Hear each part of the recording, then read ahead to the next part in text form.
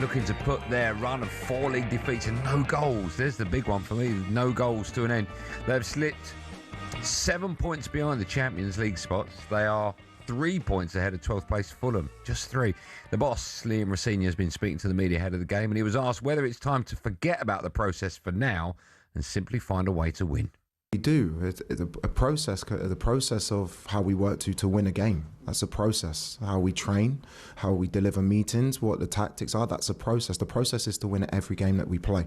So when I use the word process, you have a short-term process and you have a long-term process. For me, the idea from day one, I've said it from coming into this club, is to win now. It's simple. This is what this club demands, and we're not doing that. So all of the noise and all of the things that people are talking about, it's normal in this moment. The process now for me is to win the game tomorrow against a very good team in Brighton. Do you want a little stat about Liam Rosenior? In the first 16 seconds of that answer, he said the word process 8 times, averaging 1 process every 2 seconds. What do you make of that? No, you know what's wrong with it, do you? You know what's wrong with it. This is the problem I've got, right, is that listen, he's not getting results on the pitch, I get it. But people now are starting to just attack the way that he talks, man. No. Don't give people a reason to attack him. Yeah, but he's not talking like he's not doing it as... That's not how he talks, you know that. No, but he's talking about the process and Chelsea. The only part of that argument I don't understand is he talks about the process is to win now. To score a goal would be nice. Yeah, but you get that, right? But the process is to win now. Chelsea are not giving him the tools to win now. Oh, you're talking garbage. Yeah, okay. Well, I gave Chelsea's players are better than their current situation. And every club goes for that. But they're not giving him players to win what? Win a game of football. Okay, I get it. But to win major honours, what Chelsea were at one point. No.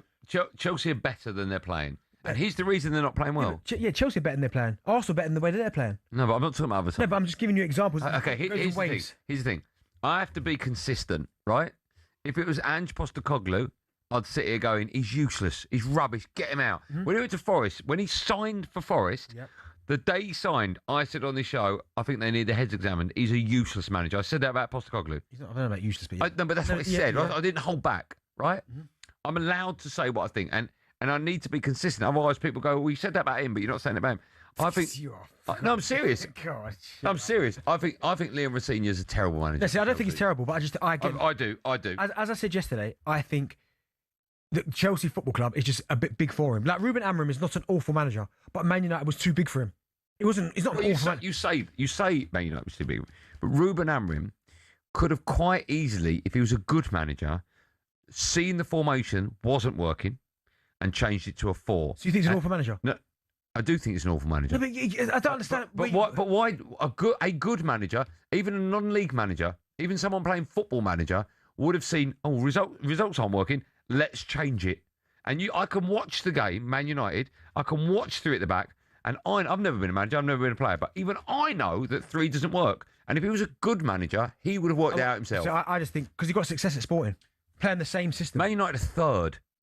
Yeah, with the same players. And that's my point. And Michael Carrick ain't going to be manager of the season. No, but I think that the club for Ruben Amorim is just too big for him. That's why he didn't get results. Mate, give it a go. But he's not a bad manager. Play 4 at the back, mate. He's not a bad manager. But he is a bad manager. No, I just think he's a bad manager. Play 4 at the back, mate. No, it's not. I don't think he's a bad manager. He dropped Kobbie Mainoo. And Kobbie's been brilliant since he came back. Okay, but that's just maybe. But that might be partly down to Ruben Amorim and partly down to Kobe's attitude and his brother wearing stupid t-shirts. Well, why is his attitude like that? Because he's fallen out with the manager. No, that's not always the manager's fault. Sometimes, and that's the problem. I'm sorry, mate. Ruben Amorim has been shown to have been a charlatan for the way Man United are playing now with the same players under a manager with very little experience in the Premier League. Yeah, but my point is that at Sporting he was very good, which is why he got that managerial job. Like Man United wouldn't have given it to him if he was an awful manager. I don't know. The managers do get jobs if they're awful. Like who? Give me one example. Ange Postecoglou. He's obviously not awful. He won Spurs' trophy the first time. That's the anomaly.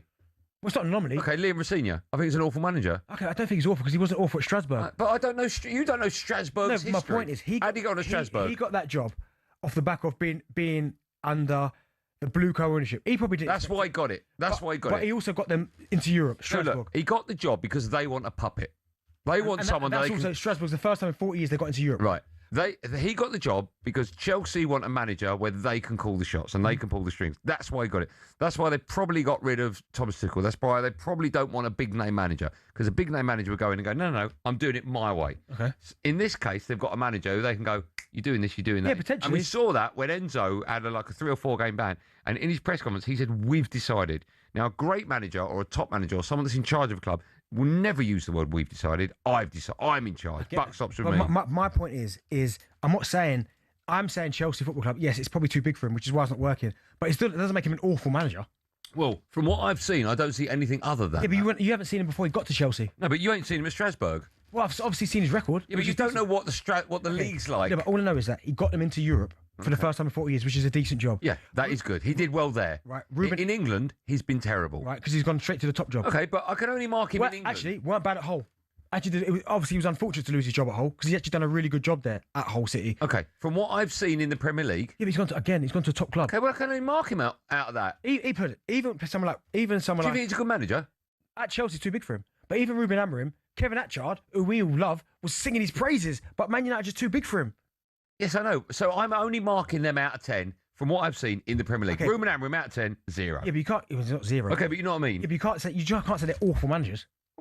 In Chelsea's dugout, he's awful. Okay, I'll give you an example for a player perspective. Right. Diego Forlan at your gaff. Yeah. Was bad. It was terrible. For goal scoring, he was. No, he was bad. No, but as a player, he was a good player, but he didn't score goals, which is what he's paid to do. I'll give you that. Yeah. But then he's not a bad player. No, but his time at Man United wasn't good. Yeah, but still, it doesn't make him a bad player. He went for a bad experience. I don't get why you're backing Liam Rosenior so much. I'm just saying. If I put all the stats in front of you and didn't tell you what was, I went, have a look at this manager. No, but I won't tell you his name. You'd go, he's terrible. You don't listen to what I'm saying. Chelsea is too big for him. I've just said that, but he's not an awful manager. No. He just hasn't worked at Chelsea. Okay, I'll rephrase it. At Chelsea, he's awful. He's been bad, but I think the job is too big for him. But him at Strasbourg was decent. He did a good job at Hull as well. Really good job at Hull. But only because he's failed at the top job, which he probably wasn't even ready for. He probably in his own mind didn't envision himself being Chelsea manager so early on.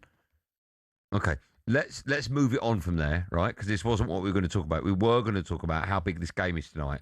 And the fact this is an interesting stat because since the owners of Chelsea have bought the club 4 years ago in 2022, they've paid Brighton £258 million for various staff and players. That's crazy. Which I think is insane. Brighton go above them tonight with a win. The players they've spent or they bought from Brighton: Pedro £55 million, Buonanotte £2 million on loan, Caicedo £100 million, Sanchez the keeper £20 million, Cucurella £57 million, Graham Potter and his backroom staff £22 million. Over a quarter of a billion. They could. I reckon they could probably buy Chelsea for about. Buy Brighton for about £1 billion. Yeah. It does feel like a big summer coming up for Chelsea, right? It looks like they need a complete change in direction in terms of the players they buy and hire, right? But that's the thing. They need a complete change in terms of the model that they're currently working with. Now, out of the signings they've made at Chelsea, I would say only up until this point, Caicedo and Cucurella, the only two that's worked. Yeah, I agree. The ones they bought from Brighton. Now, João Pedro might go on to be really decent and get them to where they want to get to. I personally don't think he wins the league, right? Buonanotte didn't understand that one. Sanchez, the goalkeeper, he's actually done all right this season, but they can still do better. I think it's huge for them, but they've got to change their model. They've got to stop buying young, and they've got to start buying proven, because that's the only way I think you get back to where you need to get to. Don't you think that's insane that people have bought a football club, spent over $250 million, and because they know nothing about football, they've got it completely wrong? It's frightening, isn't it? Yeah, a lot of the decisions and the quality. Like, even the managerial situation, I thought Potter was the wrong decision was sacking Thomas Tuchel first and foremost. Right? 100% right. I almost felt like Graham Potter was the next man logically on the kind of radar because of what he'd done at Brighton. I thought he was ready to go to the next step. But you made a good point. The longer he was out of work, the better he became. And then he went to West Ham. And very bizarre that, yeah. But Chelsea, the whole structure needs to go. Do you know what? Enough's enough. This is what we need to do. We need to start. If a player comes up and they're 28. But they're ready to go. You go, yeah, here we go. Yeah. We're in for him. None of this buying them really, really young, selling them, because I look at Chelsea, there's no leadership. No. There's no kind of recognised, when I say recognised players, there's no kind of like... There's no Chelsea players. There's no John Terry, Ashley Cole. No, there's no spine of the team. There's no spine. There's no guts in that team. No spine. So I think not only for the manager's sake, but I think for the club, if they want to get back to the Chelsea that we certainly knew for a long time, they need to change the whole model. Needs to change. But this is the problem when businessmen buy a football club. They know a lot about business, nothing about football.